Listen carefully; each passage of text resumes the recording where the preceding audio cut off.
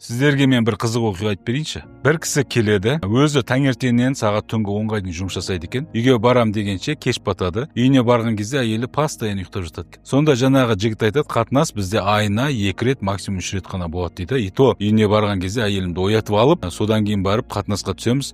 Әйелім возникать етіп, нервничать ұрсып, әйтеуір сөйтіп қатынасқа түсіп жүретінбіз. Осыдан 2-3 жыл сондай болды. Bir күні тура сондай оқиғаның бірі, үйіне келсе әйел ұйықтап жатыр, әйелін оятады қатынасқа түсуге, сол әйелімен ұрсып, әйелі неге оятасың деп ренжиді. Бұрылады да қайтадан жұмысына кетеді, жұмысында өзінің жаңа бірге әріптесімен болады жұмыс. Сол күні қайтадан үйіне келеді, айтады, мен мына әріптесімен болдым, не істейсің алды.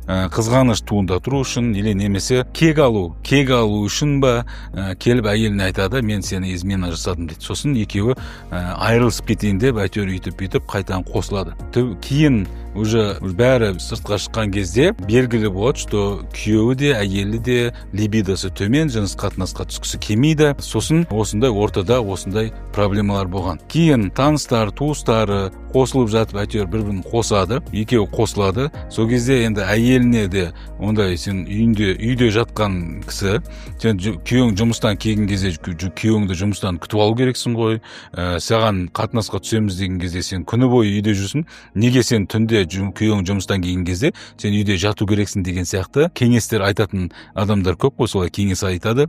Сол кезде әйелі оянып, екеуінің ортасында 6 ма 7 ма бала бар. 5 па 6 ма бала бар екеуінің ортасында. Сосын әйел оянып, өз-өзіне қарап, упражнениялар жасайды, физиопроцедуралар жасатады, имбилдинг жасайды. Сосын маған жаңағы жігіт уже определенный уақыт өткеннен кейін маған хабарласып тұр. Сізден маған үлкен көмек керек. Әйелім өз-өзімен айналысып либидосын көтеріп алды да, енді күнде болғысы келіп жатыр, менің әлім жетпей қалды. Сонда алдында ол айына 2 рет, 3 рет болып жүрген кезде, ол жігітте де сол кезде уже проблема болып жатқанда, себебі еркек аптасына кемінде 2 рет болу керек.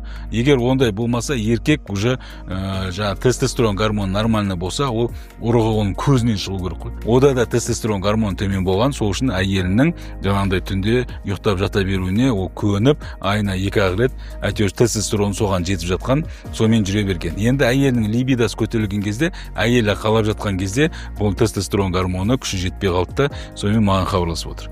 Сонымен біз себебін анықтап, оны емдеп, бәрі жақсы болып, кейін енді одан кейін көрген жоқпын, бірақ ортасында әйтеуір бәрі жақсы болғанын түсіндім. Енді сұрақ, бұндай оқиғалармен жүрген отбасылар қазір өте көп. Енді бұл жердегі басында кім кінәлі болды? Әйелі ма үйінде ұйықтап жатқан, немесе күйеуі ма,